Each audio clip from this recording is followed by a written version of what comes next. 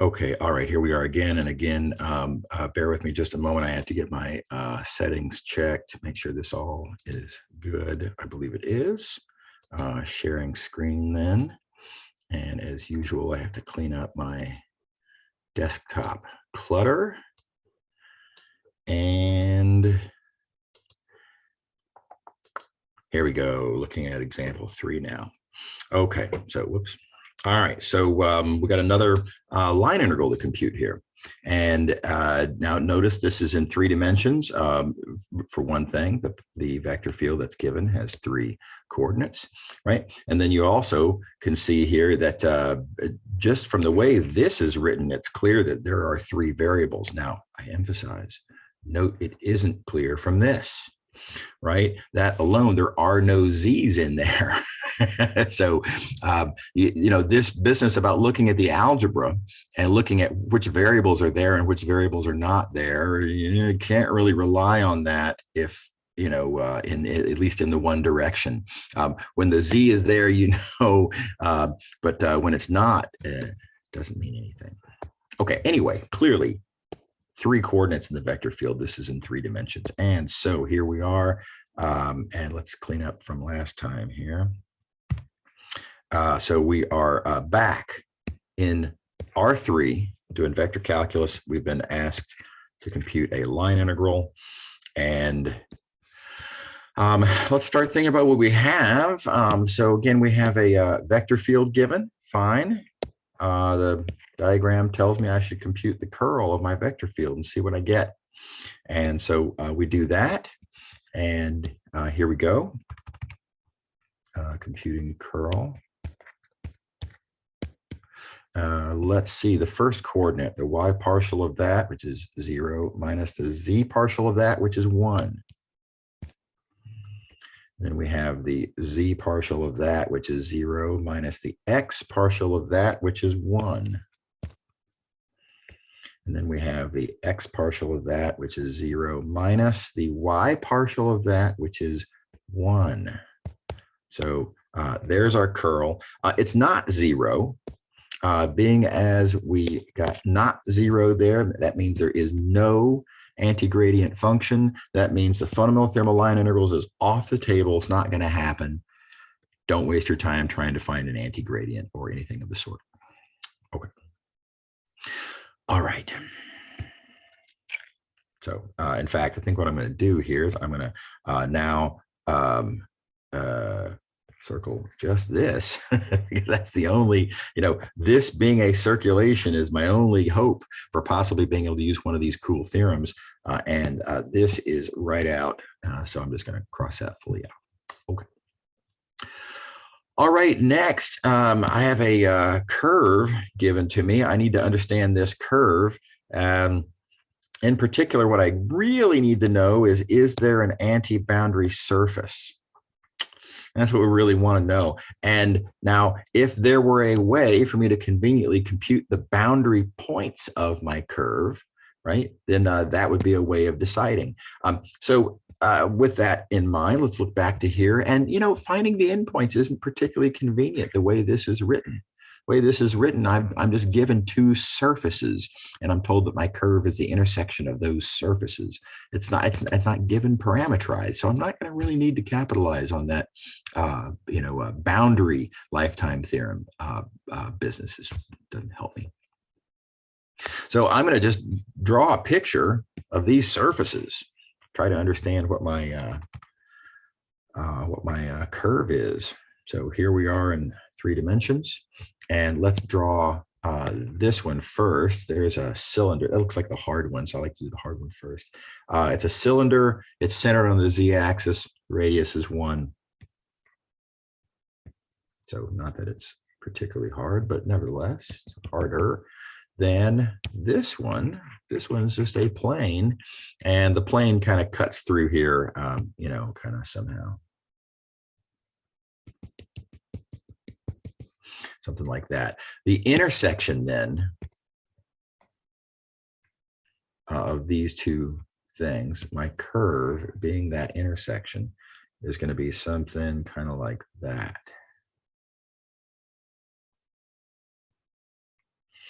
There we go. Okay. All right. Is this a boundary? Yeah. I mean, again, it kind of jumps out of the picture at me in this case. I can just see right away. Yeah, sure. This is easiest example. This is the boundary of that piece of the plane.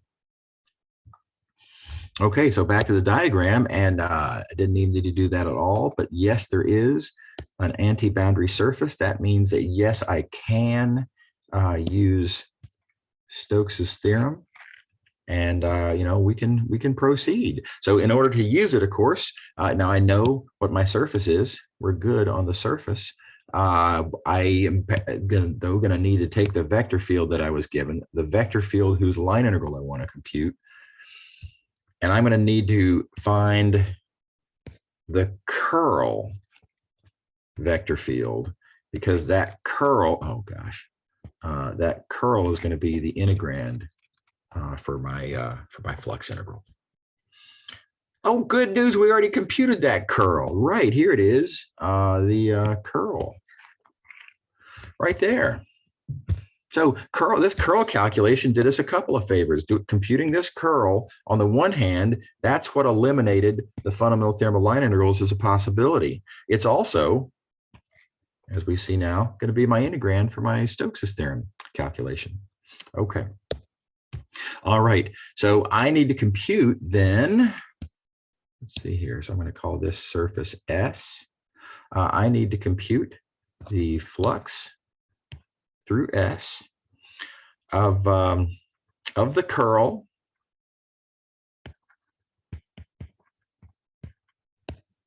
dot ds, and so you can plug and chug. And again, I'm going to leave the details to y'all to work that out, if you're so inclined, of course. There are a couple little issues that I have ignored here, though, that we do need to talk about. Notice I didn't do anything with the orientation, and that is a problem. Orientations matter. Orientations are a big deal. So let's think that through now. We are given, in terms of orientations, that my initial curve is oriented counterclockwise as seen from above. Now, of course, you've got to say as seen from where when you're talking about clockwise and counterclockwise in 3 dimensions, because from the other side it always looks the opposite. So as seen from above, counterclockwise. Okay, so that means like this. Okay. All right, now what does that mean then about the orientation of my surface here? Well, my surface has to be oriented in such a way as to induce the correct orientation on the curve, this given orientation on the curve. So I got to think through both options. Now, again, I'm going to start with the wrong one so that we can see both in action. And so let's consider the possibility that maybe the orientation is downward like that. Well, so right hand, thumb in the direction of that normal vector. Look at what your fingers do, right? And well, that would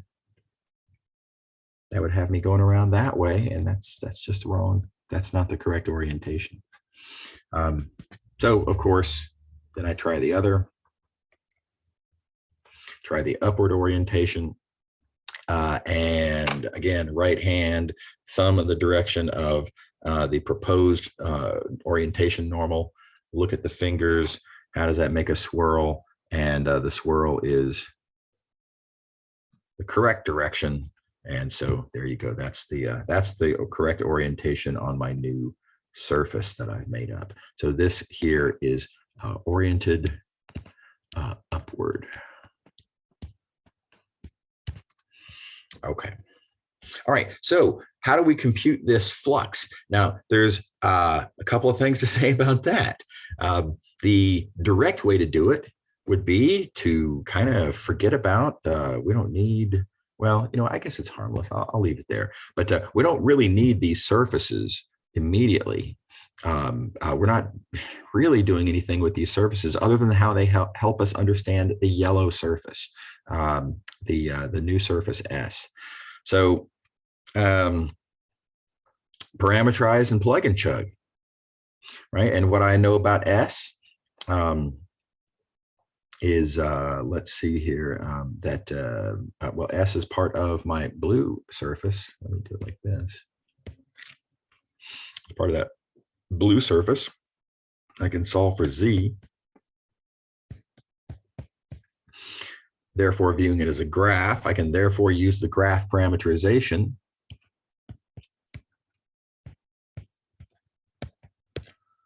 So S, T, negative S minus T. My graph parameterization, take the various partials, blah, blah, blah, check and make sure that it's oriented correctly. Make sure that it is indeed oriented upward. If it's not, you have to put in your little apology. Whoops, I accidentally parameterized this backwards, and then put in the corresponding minus sign, and then just proceed. Keep going. That minus sign fixes the issue, but you do have to check. You got to make sure to check and make sure that it's right.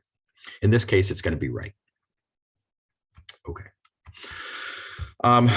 All right, here's another thing that some students would do in this case, trying to take advantage of clever.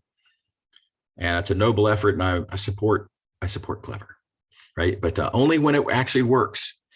So a lot of students would look at this and say, oh, okay, parameterizing, and then there's partials, and then there's a cross product, and then there's oh my gosh, there's so much there.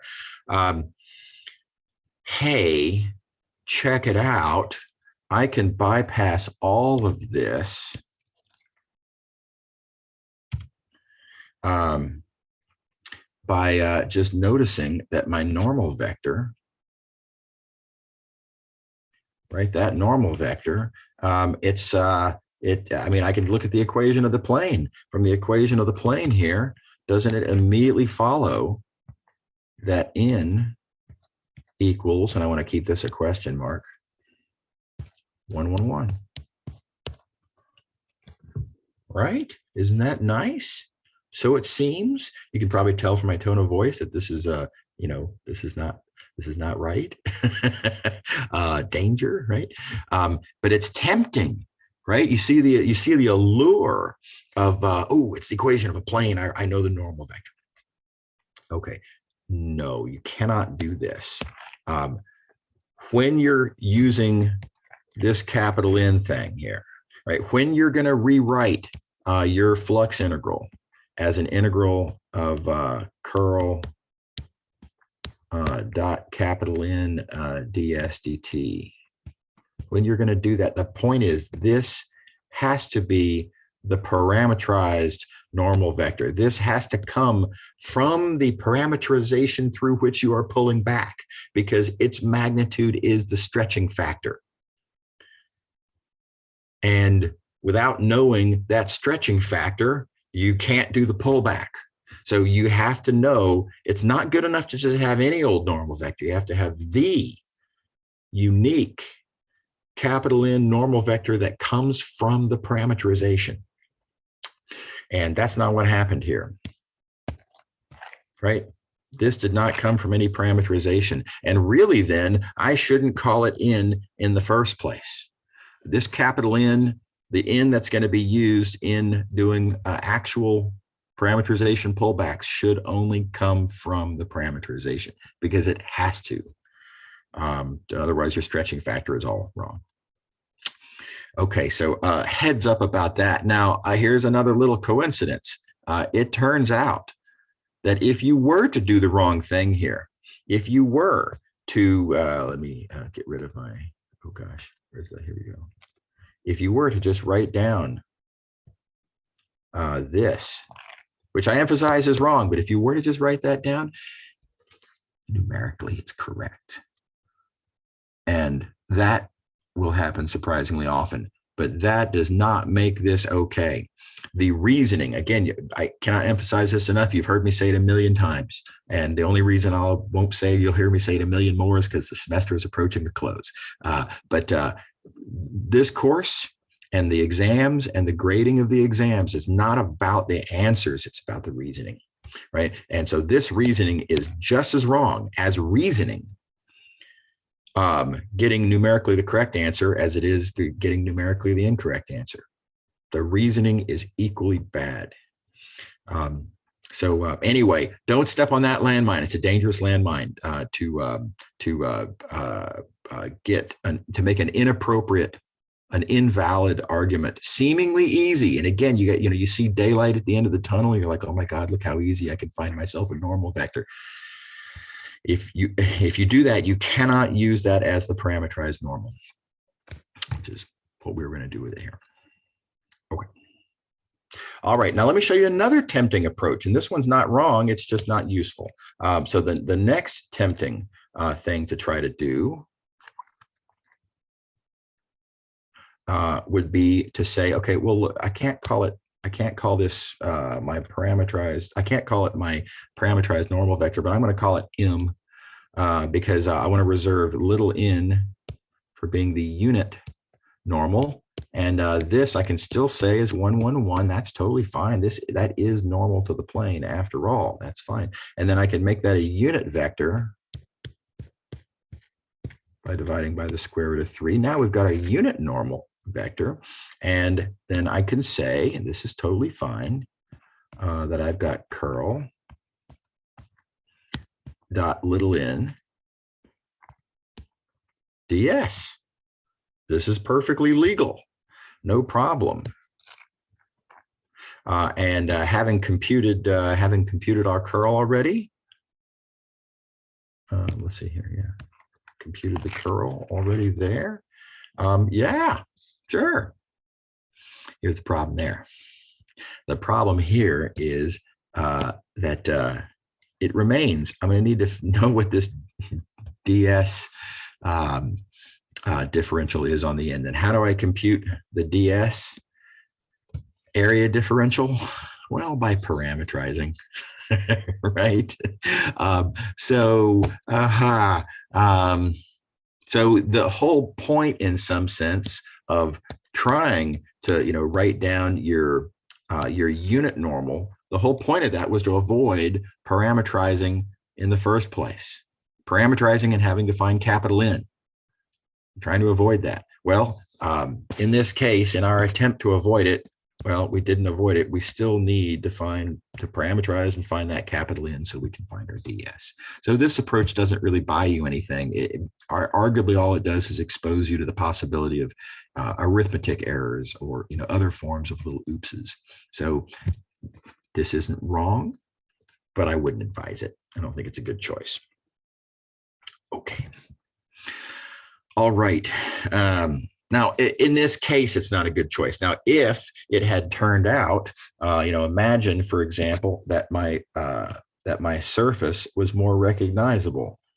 Right here, I've got my surface is it's an ellipse of some sort, but I don't know the semi-major axis, semi-minor axis. I don't know what those are, and so I can't just write down what the area is, right? But if it were a disk, or if it were a some other easy known shape whose area that I know, then I don't have to compute the parameterized differential at all. I can just write down the area, multiply the integrand times the area, because the integrand's a constant.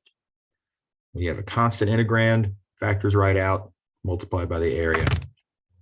Those cases are great. And so those are the cases where we're sure this is a really good idea to do it this way.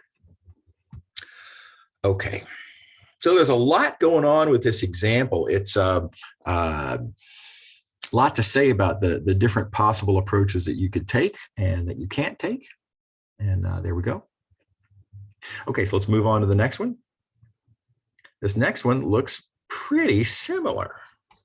It's, in fact, the exact same vector field. And we are, again, looking at a plane intersecting the exact same cylinder, right? And again, we're computing a line integral. Okay, so a lot of this that we're about to do comes along for free. Let me, again, let's start over with the reasoning, though. So we're looking at line integrals. The vector field, we need to compute the curl. We already did. And then I'm going to need to ask if there's an anti-boundary surface. By the way, it turned out the curl was not 0, so there is no anti-gradient. So forget about this. And that's why I redrew and said, okay, what we really need to do is compute that, which, well, I shouldn't say that, which I hope I can call a circulation. I hope it's a closed curve. And then we look back and think, yeah, it is a closed curve. Yeah, sure. So we are computing a circulation. In fact, I'll go ahead and circle this whole thing. So again, we're going to be thinking in terms of using Stokes' theorem. And it's tempting to say, well, it's just a different plane, so there's going to be different details than last time, but shouldn't we do pretty much the same thing? And you could, but something really, really nice happens here. There's a wonderful little bit of good fortune. And that's what I want to write down.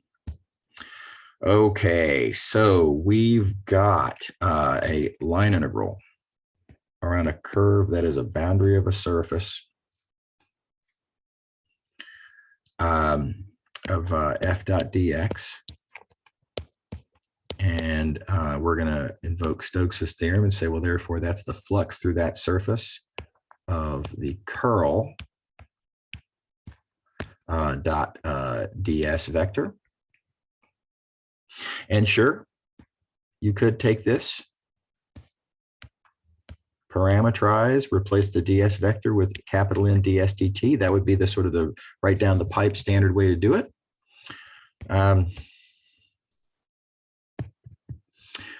Here's the bit of good news. Let's instead think geometrically this time and call this little n ds scalar.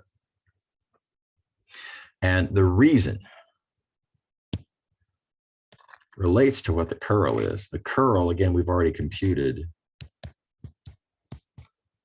in the last problem, is -1, -1, -1. And real quick, I need to draw a picture now of my thing here. I've got, as before, oh, let's see here. I should mix my colors. I've got this cylinder intersecting with, with this plane. Oh, let's see, x minus z is 0. Okay, so that's going to be a little bit hard to draw accurately, but anyway, so the intersection here, that intersection is a ellipse, something like that. Point being, when I get my new surface,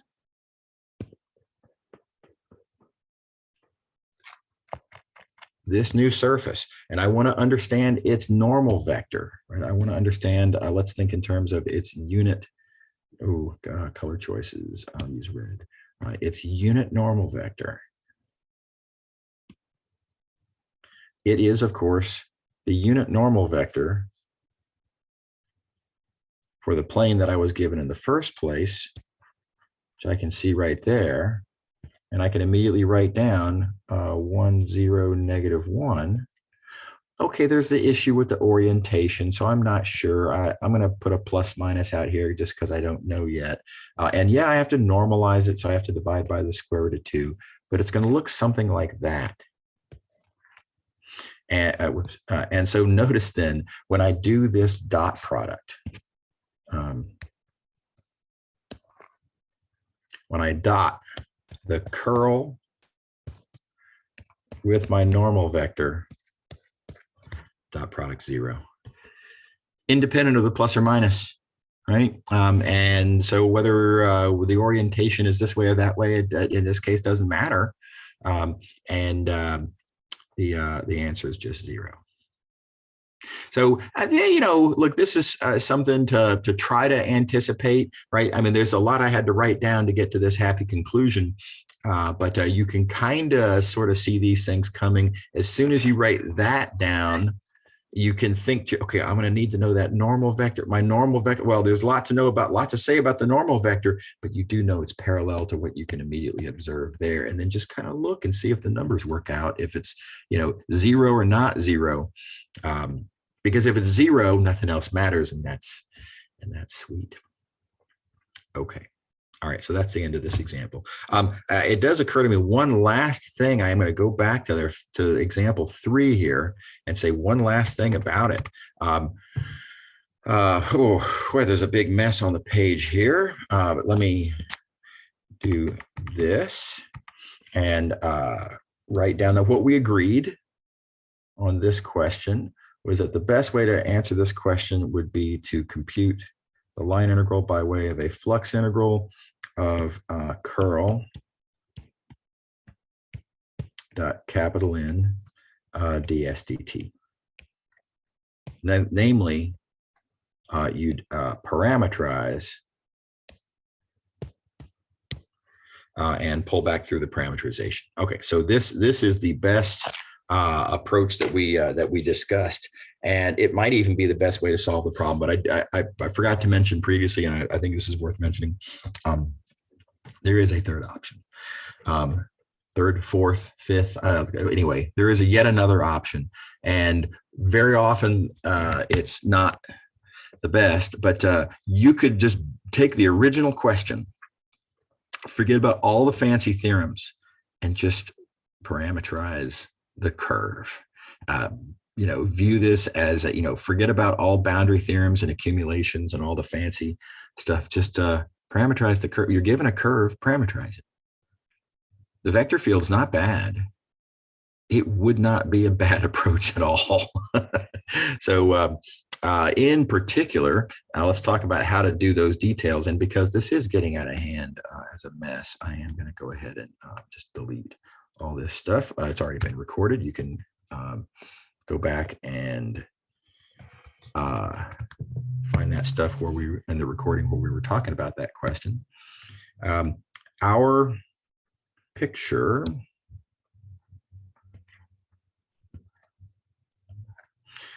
something like this. Let's see. So we're on the cylinder and we're cutting it with this plane. Yeah, so that's right. So our curve is, well, I better draw, okay, the cylinder. And then the plane, hard to, like that. And so our intersection curve, something like that. And this isn't hard to parameterize. As it turns out, I can write down pretty easily my parameterization, namely X, Y, Z, using the following tricks. The X and Y coordinates come straight out of that cylinder. X squared plus Y squared is 1, which is an old friend, right? So I can parameterize X and Y coordinates by just saying cosine T, sine T.